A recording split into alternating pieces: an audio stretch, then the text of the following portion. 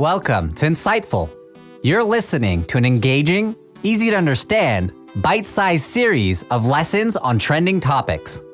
The upcoming few minutes will keep you in the loop, help you grow at work and in your personal life, as well as provide some engaging conversation starters. Let's dig in and invest our time to get forward.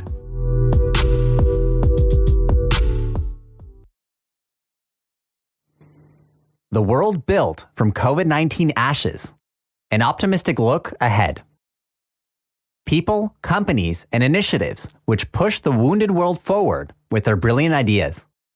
When it feels that the world is crumbling, what happens to empathy, generosity, drive, and creativity? One could argue that the toilet paper wars, newly self-appointed dictators, and reckless spring breakers paint a dire picture.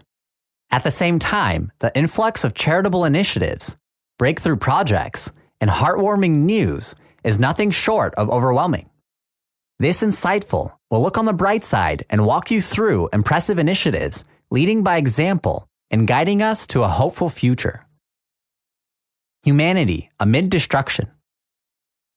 The novel coronavirus outbreak has brutally impacted our social lives and thus the essence of what it is to be human. David Brooks, the author of a respected bestseller, The Social Animal, even warned that the pandemic might cost us our compassion. As he noted, we know very little about the everyday lives of people who went through the 1918 pandemic. When it was over, people didn't talk about it. There were very few books or plays written about it. Perhaps it's because people didn't like who they had become. It was a shameful memory and therefore suppressed, he suggests. It's safe to say that thanks to our globalized and interconnected world, we are already familiar with personal stories throughout continents.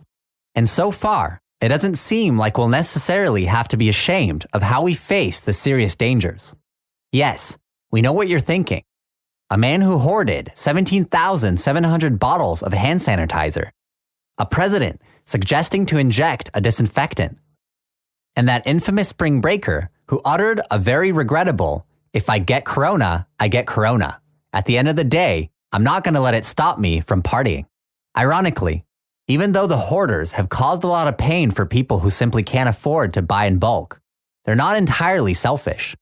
An anthropologist, Lee Cronk, pointed out that, in this case, they were both cooperative and uncooperative. Those who suffer as a result of such behavior are strangers to the hoarders, and the hoarders can use the items that they have hoarded to help people they know, he says. All in all, this simply proves that cooperation on a large scale is tricky, especially in a situation where physical proximity is a no-go. This hurdle didn't stop thousands of resourceful, curious people and organizations refusing to wait it out. Instead, they decided to leverage our collective wisdom, however remote it is right now. Insane generosity or PR? Okay, let's not be naive. Yes, corporations, governments, and philanthropists are on a giving streak. However, more often than not, it's a necessity that keeps our society intact. But then there are those extra miles, the little gestures, the reasons why someone smiles on an otherwise terrible day. It doesn't hurt that they also serve as brilliant PR. And that too is a learning opportunity. It sounds somewhat counterintuitive to offer your services for free or even share trade secrets during a massive economic downturn. Despite potential financial losses, this is precisely what many major players decided to do, and even if they gained nothing else, they did catch attention. Back when most of Europe didn't fully realize that months of social isolation were coming, an adult content site, Pornhub, was one step ahead. All it took was announcing that its premium edition will be free for everyone bored at home. And for a couple of days, that's what everyone talked about. The dating app Tinder didn't have anything to lose when it waived its fees. It's not like anyone will go on a date during quarantine. What did they get in return? Tons of free publicity. Another giant, Netflix, has decided to supply the missing social contact and fast-tracked the rollout of a new feature, Netflix Watch Party, which allows you to pretend you are not binging those TV shows alone on your couch. McDonald's and Disney tried a risky move. They disclosed secret recipes of their legendary snacks. Suddenly, Twitter was full of home versions of egg and sausage breakfast McMuffin and Disney Parks' delicious churros. No significant marketing budget needed. And let's face it, once the world goes back to relatively normal, we will head straight back to all these restaurants and amusement parks.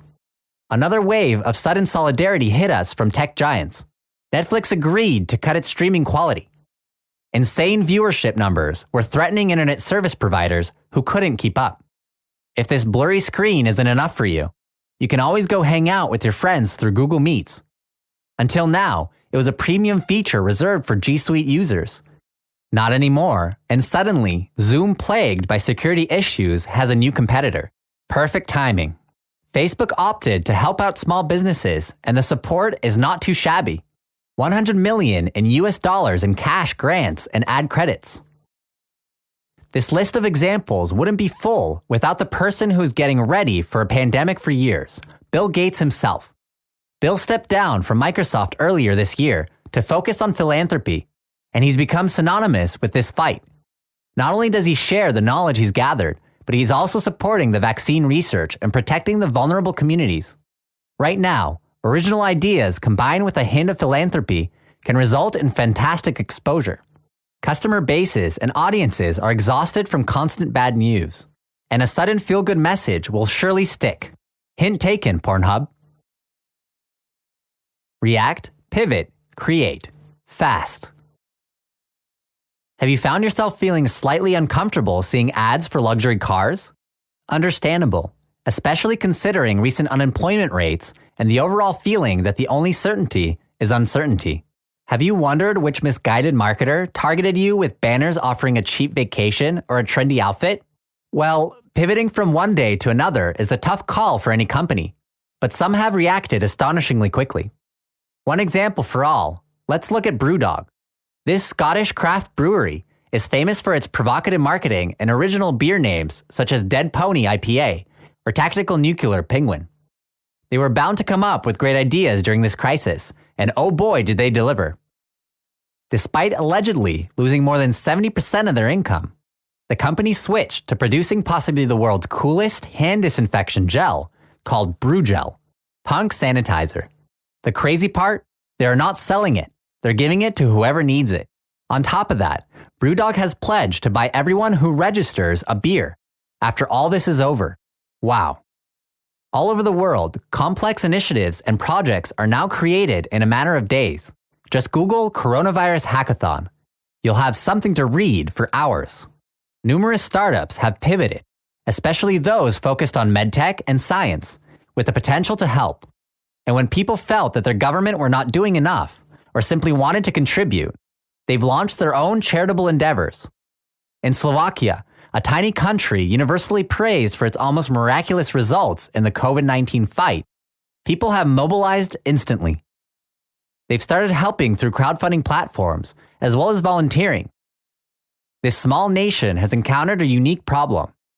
Face masks became mandatory at all times when in public, but the government didn't provide them. Companies and individuals took matters into their own hands, and at this point, the face mask business is booming.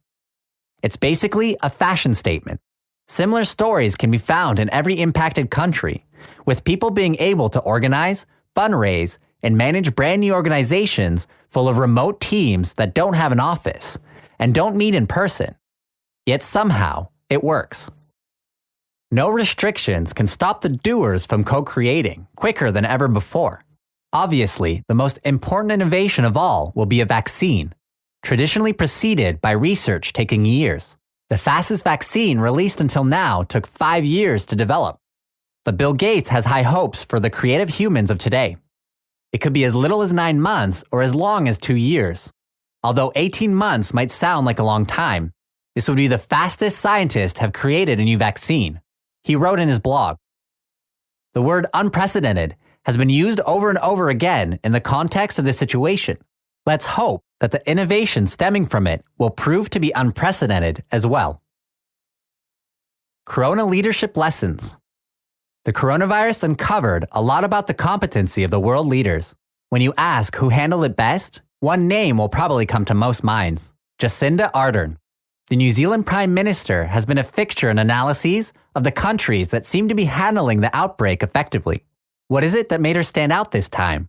Perhaps even more so than Angela Merkel? The usual suspect when it comes to steady leadership? She added empathy on top of decisiveness, promptness, and trust in science employed by other efficient leaders. We're going hard and we're going early, she announced in mid-March, when other countries just started realizing what's happening. She didn't hesitate to impose the then questionable move and put everyone coming to New Zealand into a 14-day quarantine. I make no apologies. This is an unprecedented time, she concluded. A firm stance from a strong leader, who then launched a series of Facebook Lives on COVID-19 in a sweatshirt, announcing to the nation that she just put her daughter to bed. She is always there to give advice and explain her decisions. And she became a rock for her people. Helen Clark, former New Zealand's Prime Minister, told Atlantic that people feel she doesn't preach to them. She's standing with them. She says that perhaps, at times, the public may not understand each government decision, but they trust Ardern. There's a high level of trust and confidence in her because of that empathy, Clark thinks. Fast forward to today. It seems that New Zealand has stopped community transmission of COVID-19 and will start lifting its restrictions. We also have a chance to observe the leadership styles and decision-making processes that do not work. The US President Donald Trump has failed in several areas, doubting the experts, trying to calm down the public with false predictions, and recommending non-reliable treatment options. Boris Johnson boldly decided to pursue a different strategy than everyone else, only to completely change his mind after realizing how many people he would kill. And then there are the likes of Viktor Orban, who used the crisis to usurp absolute power.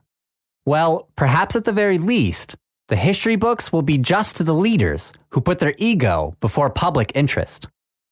Thanks for listening to this insightful, analyzing the positive trends and lessons learned from the coronavirus crisis. I hope it leaves you with some food for thought and inspires you to make the best out of the less than ideal situation.